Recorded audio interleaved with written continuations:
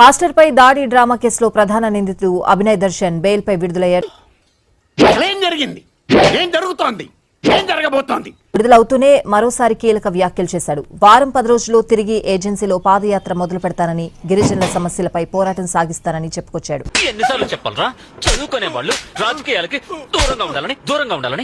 కేవలం ఏజెన్సీలోనే కాదు, ఏపీ అంతా పాదయాత్ర చేయడానికి నిర్ణయించుకున్నారని తెలిపారు.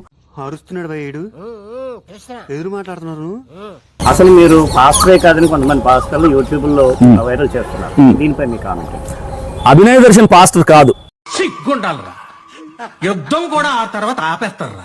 అంటే పోలీసులు అంటున్నారు ఇదంతా మీరు కల్పించుకున్న డ్రామా అని పోలీసులు ఎందుకు మాస్టర్ మాటిమాటికి అడుగుతారు? సార్ నేను ఒకటి చెప్తున్నాను, చెప్పు. ఇప్పుడు నా చేతిలో కేసు పేపర్స్ ఉన్నాయి. ఎవరికైనా చూపించండి రా.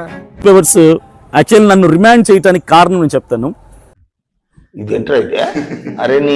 నకిలీ పాస్టర్ అభినయ్ అట పెద్ద డ్రామా ఆడి తనంతట తానే గాడి చేయించుకొని డబ్బు కొరకో పేరు కొరకో ఏదో చేస్తే పోలీసులతో మాట్లాడి ఆయన అరెస్ట్ చేయమన్నారు. అరే నిజం చెప్పురా, నీ ముఖం చూస్తుంటే నాకేదో తేడా కొడుతుంది. 10 సెక్షన్లు పెట్టారు నన్ను రిమాండ్ చేయడానికి. 10 సెక్షన్లు పెట్టారు. సెక్షన్స్ అన్ని కూడా మతపరమైనటువంటి విద్వేషాలను రెచ్చగొట్టి మతపరమైన సెక్షన్లు ఇవన్నీ కూడా. నిద్ర లేదు, సుఖం లేదు, దెబ్బ మీద దెబ్బ.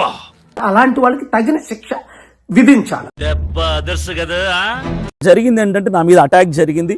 ఈ అటాక్ మేం చేశామని కొంతమంది అంటున్నారు. వచ్చింద్రా ఈవిడికి మాత్రం వేదాలు సైతాన్ వల్లిస్తది. అంటే రోజు జైల్లో ఉండటానికి కారణం ఏంటి, నన్ను రిమాండ్ చేయడానికి కారణం ఏంటంటే దాడి కాదు, దాడి చేసిన వాళ్ళు కాదు, దాడి చేయించుకున్నాం అనేది కాదు.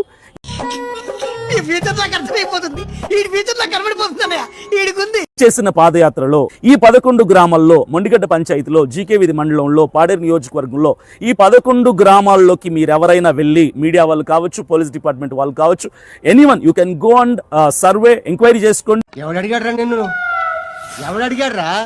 అభినయ్ దర్శన్ అనే నేను ఎక్కడైనా మతపరమైనటువంటి వ్యాఖ్యలు చేశానా, చీటింగ్ కర్తా హై తూ, ఎక్కడైనా ఎంక్వైరీ చేసుకుని ఒక్క సాక్ష్యాన్ని 11 గ్రామాల్లో తీసుకొచ్చినా ఉరిశిక్ష వేయటానికి కూడా నేను అంగీకరిస్తాను. మీరు నన్ను ఉరిశిక్ష కూడా తీయచ్చు 11 గ్రామాల్లో.